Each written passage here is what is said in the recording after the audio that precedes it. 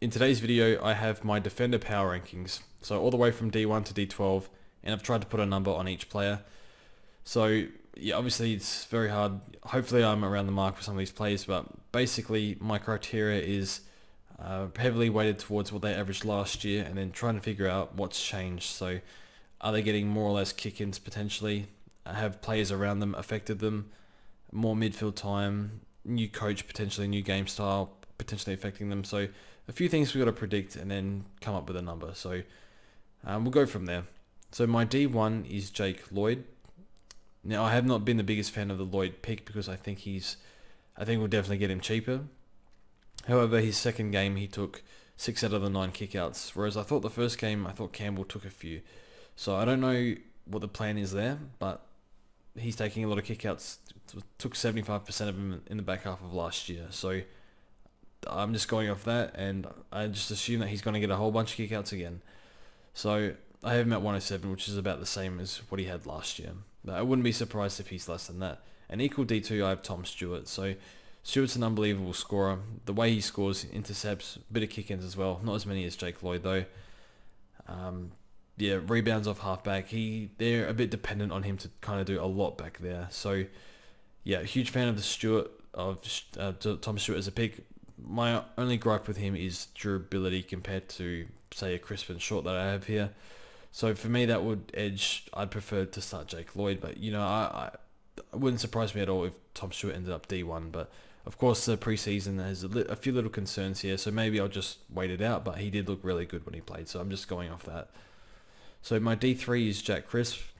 Sounds like he's playing more midfield this year, but he scores better off halfback, which is interesting. I think he scored around 110, but yeah, watching him on the weekend, I was really impressed with this game. I think he played really aggressively, a bit of run and carry, and was able to intercept the ball. So a lot of the scoring he did was sort of halfback stuff, but it wasn't necessarily his role, if that makes sense. So was attending a lot more CBAs. So clearance work is like okay. I'm not sure he's the solution in the midfield, but he does a lot of things, a lot of avenues to score. So I'm impressed with Jack Crisp in consideration for my team. But yeah, I'm a fan of the pick, and there's a bit of issues with Collingwood have a few players coming back, although they are down back. So and the new coach, they're not playing as high possession anymore. So there is some slight concerns there. So I still think he's fine. He'll go somewhere in the hundreds. So I put him at 105. Jaden Short, it's been done to death now. He's 105 average without Hooley. I put him at 105. I probably more realistically the 100 to 105 range, just because someone else is going to be there. I think Ralph Smith looks fantastic back there, but I'm not sure how much they use him. But yeah, with Short, watching him, they relied on him very heavily out of defence. I know he loves the preseason games, but in the first game when Dawson took the kick out, he kicked a short, and this game Dawson wasn't playing, and Short took a whole bunch of kickouts. So he's very integral to their exiting out defence. So yeah, I put him at 105. So I think that's fair. I think. And then D5, I have Lockie Whitfield. So maybe too low. This is a tough one because he's always scored better up the ground, and it seems like he's playing more half back. So maybe if he moves up the ground a bit more, I think the average will be higher. So yeah, I think 105. Look, he only went in the 90s, but we know that was with a very poor preseason.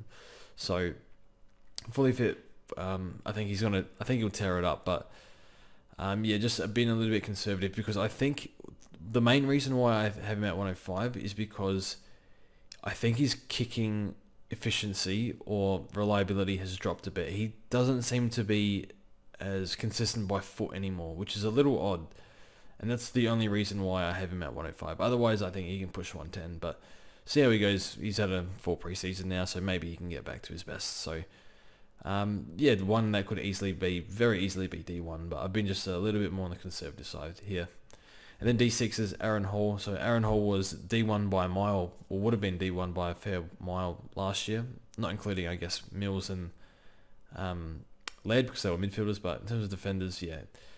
Luke McDonald has gone back. He's taking kick-ins. I think that eats into Aaron Hall's score. It's as simple as that. So I think that's Zeeble, Hall, and Elmac all have to share now a bit more. And yeah, Elmac can rack it up. But as we saw, I think it was the end of 2020 where he won the best and fairest. So obviously injured, and one we'll look at an assist later down the track, but obviously there is durability risk when you bring him in. So that is a bit of a concern because we have quite a few, we see Lloyd, Crisp and Short here, just absolute Iron Men, and Stewart's plays, usually plays 20 games a year anyway. So that's the question on that. But yeah, I've put him at 105. So I think he would have been 115 plus it was last year. So maybe loses 3 kickouts in total, 105. So at my D7 is Daniel Rich, so should get a whole bunch of kickouts, but had a little preseason niggle, but seems fine. So given his age, generally players decline a little bit at whatever he is. I think he's 32 now. So I think he's very important to the exiting end defense. Lethal foot, we all know that, and one that I'm not really considering just because of the age mainly, but could score really, really well.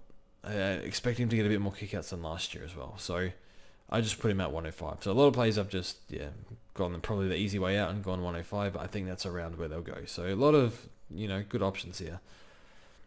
D8 I have Jordan Dawson at 102. So Dawson, it's basically impossible to put a number on this because we haven't seen anything, but I think the inside mid role will be there.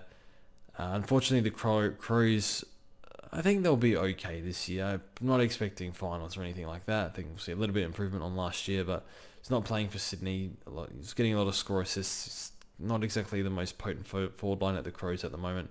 A lot of youngsters at the moment. So, yeah, and of course, off the calf injury, I don't know how much that affects him. Is he just going to be 100%? Because he might not even play round 1, so that might hinder him a little bit.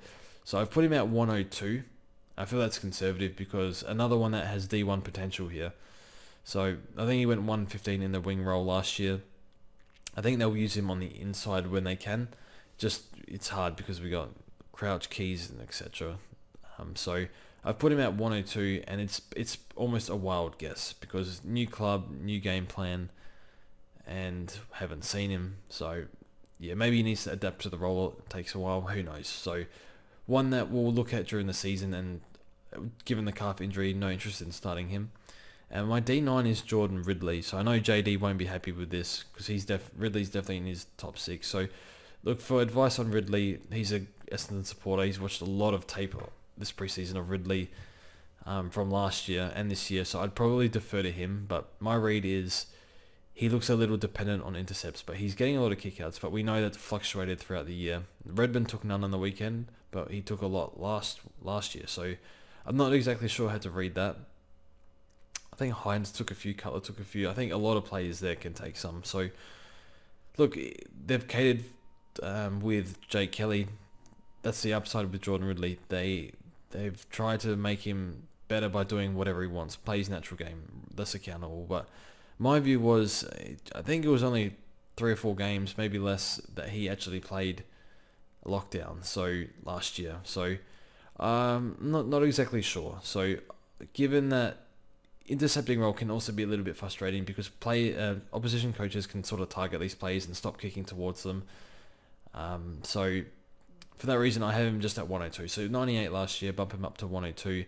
His rebound 50s dropped significantly after his concussion or when he was getting that ridiculous amount of ball because they have a lot of users down there that can exit the fence. And I'm not sure Ridley is the go-to guy for providing run and carry or exiting at defense. Or maybe he'll exit a lot, but there's a lot of guys that can rebound, put it that way. So they got Hind there, they got Merritt might get short stints there, McGrath's going to play there a lot, Heppel can rotate back there, Redmond can do it. So there's a lot going on in that defense. So that might hurt Ridley's scoring, but I feel like it is dependent on intercepts, but that's pretty much what he's going to do, just try and intercept all game. So that's encouraging. So he's at 102 for me. At D10, I have George Hewitt. Pretty simple. 96 average in the midfield last year. We'll put him at 96. I think there's upside here. And also, I guess, downside as well, because it's a new club, a bit unknown and how much they use him defensively. But it sounds like they're going to use him, well, for the most part, on the weekend or in the game before. And in the trial games, he was freed up and had the license to win his own ball rather than focus on the opposition player and negate them. So while he can still score okay negating, he definitely scores better winning his own ball, and we saw that 12 touches in the first quarter. So Carlton's midfield looks pretty good. Maybe Walsh comes in. I think Walsh will probably affect the CBAs of the others less than Hewitt. That's my view anyway. So, yeah, I think they rate him highly internally, and I'm excited to see George Hewitt this year. So, see how he goes. But yeah, I've given him 96 because that's what he did last year. My D11 is James Sicily. So, a few red flags here watching him. Although Hardigan was out on the weekend, he played key position, played on, I think, Bolter for most of the day. So that's not good for Supercoach, but we see, you can still intercept playing key position, but that's not ideal. And he only had 2 kick-ins as well, and he was getting much more than that a few years ago when he went 105 plus. So Hardigan will come back, should free him up, but at the same time, there might be weeks where he has to play key position, and they haven't showed that they're giving him a lot of kick-ins. So that marks him down for me. I have him at 95. And then my D12, Luke Ryan, a bit of a whatever. Just chuck him at D12 because he's 89 average with Hayden Young in the team. Scored well on the weekend. So it's a hard one to read. We know Luke Ryan has a much higher ceiling than this, but they got a bit more going on down back this year. I think they got Jordan Clark. They got Chapman's look like he's stepped up. Yeah, of course, Hayden Young as well. So I don't know what that means for Luke Ryan, and given his durability as well, I think he's an easy pass as a starting pick, but I want to keep an eye on because, yeah, he has a massive ceiling. So that's my D1 to D12. Let me know if you agree, disagree, if anyone I've missed, and yeah, we'll go from there. So thanks for watching, and we'll see you guys soon.